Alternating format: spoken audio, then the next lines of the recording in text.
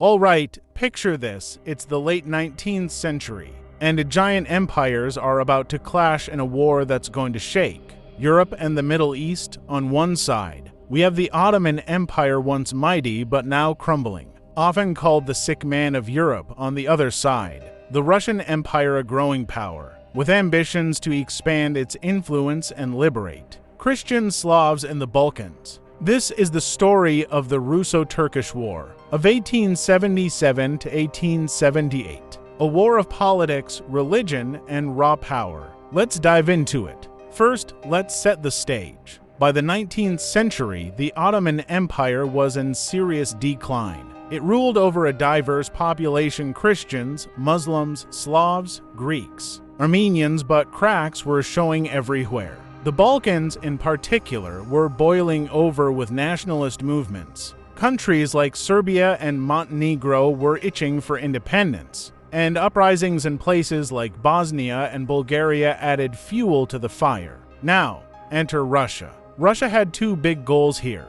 First, they wanted to position themselves as the protectors of Orthodox Christians in the Ottoman Empire. Second, they wanted access to warm water ports, specifically through the Black Sea and into the Mediterranean. If they could dominate the Bosporus and the Dardanelles, they'd control critical trade routes. But let's be real, it wasn't all about protecting Christians. This was about power. And when the Ottomans brutally crushed a Bulgarian uprising in 1876, killing tens of thousands of civilians, Russia got the excuse it needed to step in.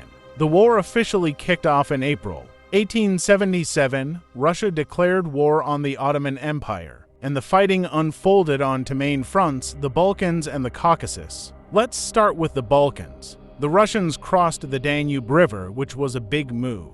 They had the numbers and the momentum, but they ran into serious resistance, especially at a place called Plevna. Meanwhile, in the Caucasus, Russian forces were pushing into Ottoman territory, targeting key cities like Kars and Ardahan. This front wasn't as flashy as the Balkans, but it was just as important. The Russians were trying to chip away at Ottoman influence in what's now modern-day Armenia and Georgia. Alright, let's zoom in on one of the most famous episodes of this war, the Siege of Plevna. This was a turning point, and honestly, one of the reasons this war is still remembered. The Ottomans were led by Osman Pasha, and let me tell you, this guy knew what he was doing. He turned Plevna into a fortress, and for months, he held off wave after wave of Russian attacks. The Russians threw everything they had at Plevna, but Osman's defenses were just too strong. Eventually, the Russians changed their strategy. They surrounded the city, cut off its supplies, and basically starved the defenders into submission. By December 1877, Osman Pasha had no choice but to surrender. This was a huge win for Russia, and it opened the door for their advance toward Constantinople. Let's pause for a moment and talk about the human side of this war. It's easy to get lost in the maps and battles, but the reality is this war was devastating for ordinary people. In Bulgaria, entire villages were wiped out. Tens of thousands of civilians were killed, and the atrocities committed shocked the world. These reports of Ottoman brutality actually helped Russia rally support for the war back home and in Europe. But it wasn't just one-sided. The war also displaced hundreds of thousands of Muslims in the Balkans, many of whom fled to other parts of the Ottoman Empire. This wasn't just a war between armies, it was a humanitarian disaster. So, by early 1878, the writing was on the wall for the Ottoman Empire. Russian forces were closing in on Constantinople, and the Ottomans had no choice but to sue for peace. This brings us to the Treaty of San Stefano. The treaty was a huge win for Russia. Bulgaria became an autonomous principality, which basically meant it was under Russian influence. Serbia, Montenegro, and Romania gained independence. Russia also gained territories in the Caucasus. But, and this is a big but, other European powers weren't happy.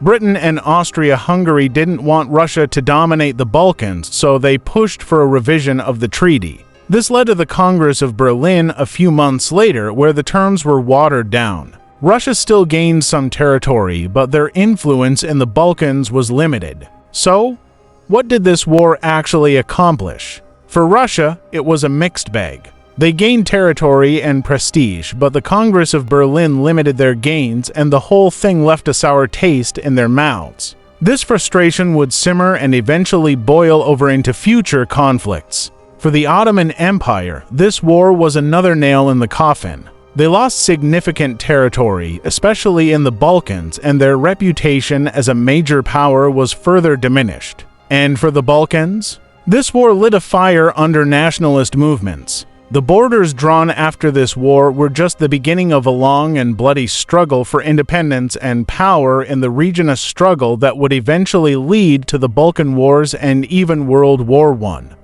So there you have it, the Russo-Turkish War of 1877 to 1878. A war that wasn't just about territory, it was about ideology, religion, and the balance of power. It shaped the Balkans, weakened the Ottoman Empire, and set the stage for the geopolitics of the 20th century. If you found this interesting, stick around, we've got plenty more history to explore. Thanks for watching, and I'll see you next time.